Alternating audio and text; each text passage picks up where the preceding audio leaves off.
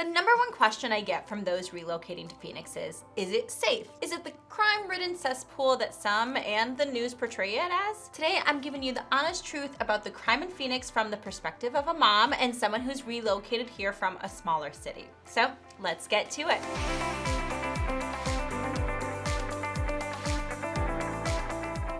Now, while I can't flat out say which areas are the best or the worst, I can equip you with the tools and insights to make the best decision for yourself and provide insights from my own personal experience. Now, let's start out with a little bit of perspective, right? Phoenix is the 5th largest city in the US and boasts a diverse population of over 1.65 million people as of 2023. It's a city of growth and opportunity, but like any major urban area, it comes with its share of safety concerns. It's important to remember that crime exists everywhere, but the key is understanding and mitigating risks. The Phoenix Metro isn't the safest, but also not the worst. We typically fall right in the middle of most ratings.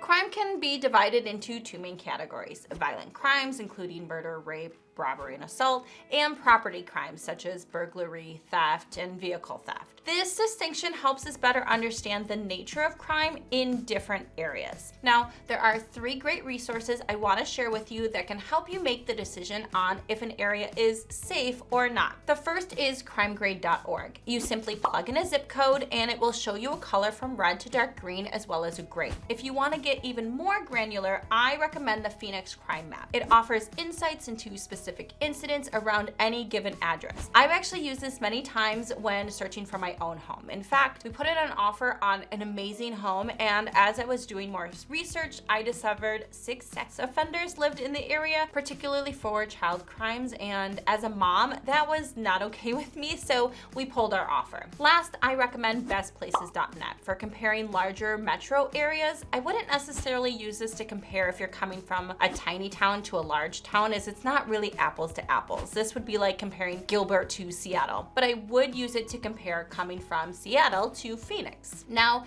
before we jump into the part you're all waiting for, the best and worst neighborhoods, if this video has been helpful so far, go ahead and hit that like and subscribe button so others like you can find this video.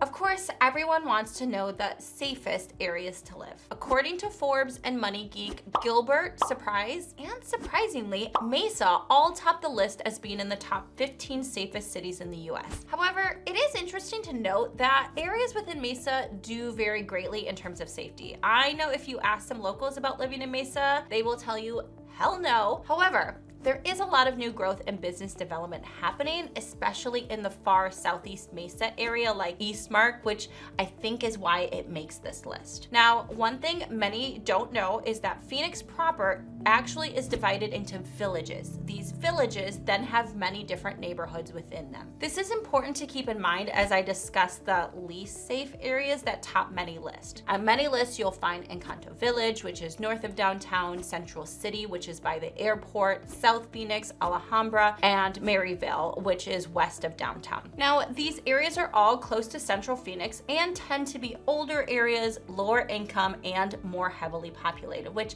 I think contributes to the higher crime rates. Some of these areas, like Encanto, for example, it really is more property crime than violent crime. I also find it interesting that Encanto is often on this list as there are amazing communities, including high-end historic districts within this village. In fact, I technically live in this village, and of the areas I've lived, it feels like one of the safest. South Phoenix is another, I think, that gets a bad reputation. Yes, there are some areas that are older and seem a little rundown and sketch, but having lived there, it was one of the areas I actually felt the best sense of community and safety. Were there violent crimes? Absolutely. But I don't know of any area in the valley that could say they have 0 violent crime. I actually found an interesting article that stated that more than half of all violent crimes occur in only 8% of city blocks from January 2022 to May 2023. The 5 city blocks with the highest reported violent crimes are the Phoenix Zone encampment near Washington and Van Buren, Indian School and 27th Avenue, Bethany Home and 19th Avenue, Camelback and 27th Avenue, and Glendale and 19th Avenue.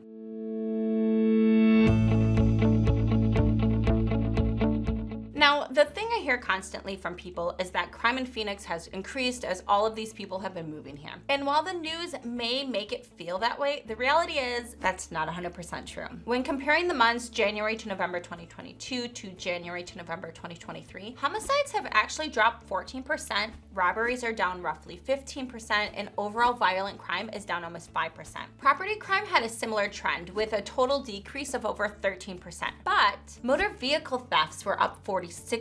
This increase has been attributed to a nationwide stolen vehicle epidemic targeting Kia and Hyundai brand vehicles. As someone who owns a Kia, this has been beyond annoying from an insurance perspective.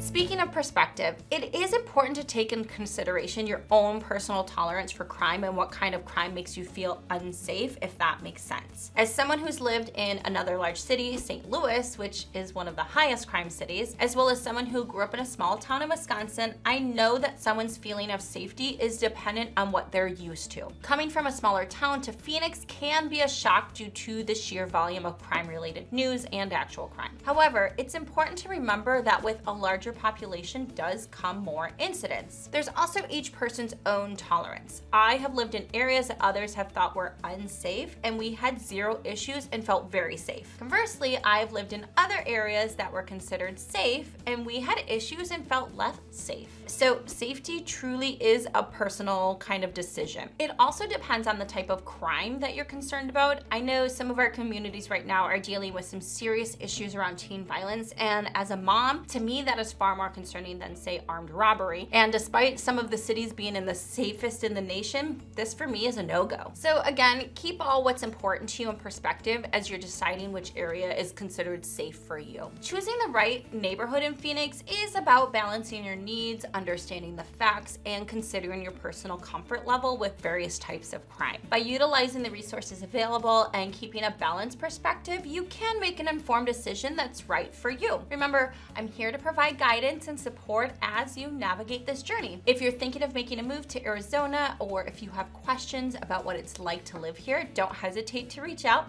Shoot me a text, give me a call, or book a chat. All of my contact info is below. And hey, remember to like, share, and subscribe for more content about living in Arizona. Until next time.